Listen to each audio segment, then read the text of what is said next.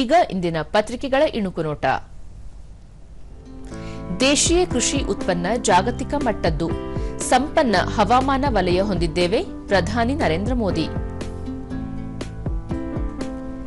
ಸಿದ್ದರಾಮಯ್ಯ ಬಜೆಟ್ನಲ್ಲಿ ಹಲವು ಹೊಸ ಯೋಜನೆ, ಕೃಷಿ, ಆರೋಗ್ಯ, ಶಿಕ್ಷಣ, ವಸತಿಗೆ ಒತ್ತು, ಯುವಜನ ಎಐ ತಂತ್ರಜ್ಞಾನಕ್ಕೆ ವಿಶೇಷ ಆದ್ಯತೆ, ತವರು ಜಿಲ್ಲೆ ಮೈಸೂರಿಗೆ ಬಂಪರ್ ಕೊಡುಗೆ.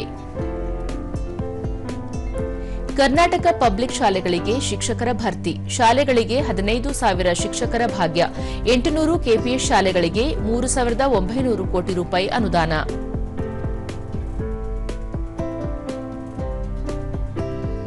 ಇನ್ನು 25 ದಿನಕ್ಕೆ ಭಾರತ ನಕ್ಸಲ್ ಮುಕ್ತ, ಸಚಿವ ಅಮಿತ್ ಶಾ ಭರವಸೆ. 7ನೇ ದಿನವೂ ಕಡಿಮೆಯಾಗದ ಯುದ್ಧದ ತೀಕ್ಷ್ಣತೆ, ಇರಾನಿ ಡ್ರೋನ್ ವಾಹಕ ನೌಕೆ ಮೇಲೆ ಅಮೆರಿಕ ದಾಳಿ.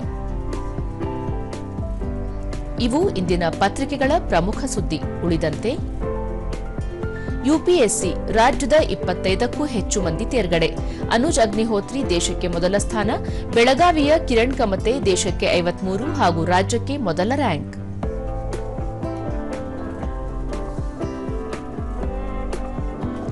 ವಿದೇಶಿ ಅಕ್ರಮವಾಸಿಗಳ ಪತ್ತೆ ಚುರುಕು, 124 ಬಾಂಗ್ಲಾದೇಶಿಗರ ವಶ, ಪೊಲೀಸರ ಬೃಹತ್ ಕಾರ್ಯಾಚರಣೆ. ಷೇರು ಮಾರುಕಟ್ಟೆ ಮತ್ತೆ ಪತನ, ಚಿನ್ನದ ಬೆಲೆ 1,100 ರೂಪಾಯಿ ಇಳಿಕೆ. ಐಸಿಸಿ ಪುರುಷರ ಟಿ20 ವಿಶ್ವಕಪ್, ಭಾರತದ ದಾಖಲೆಗೆ ಒಂದೇ ಮೆಟ್ಟಿಲು, ಸೆಮೀಸ್ನಲ್ಲಿ ತಿಳುಕಾಡಿ ಗೆದ್ದ ಭಾರತಕ್ಕಿದೆ ಇನ್ನೊಂದು ಕಠಿಣ ಸವಾಲು.